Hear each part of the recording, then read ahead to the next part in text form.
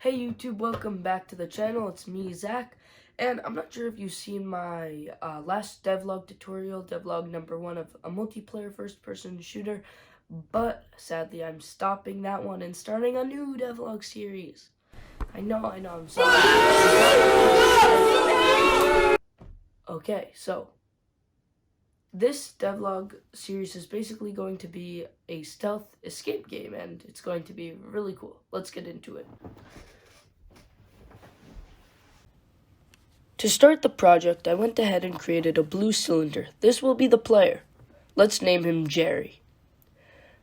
Right now, Jerry can't do anything, so let's make him move. Jerry's first steps. So now that Jerry can move, let's give him a way to store his stuff. Take an inventory, Jerry. Now Jerry can store all his stuff. I wonder what he will find.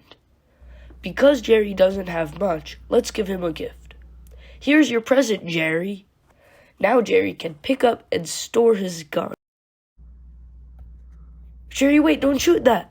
Oh no, now I need a new monitor. So on my way to the store, I got some Chick-fil-A. Please sponsor me. So after some lunch, I got back to work on the project. Jerry broke my monitor, so I am going to punish him by creating an enemy. The enemy can move around to a random point. Let's make it attack.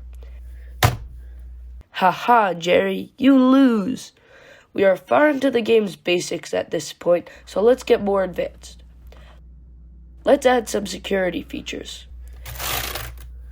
Good luck getting past this camera, Jerry.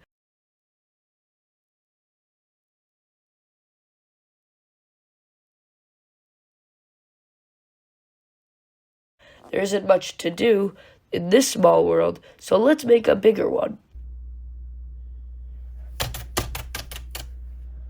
Much better.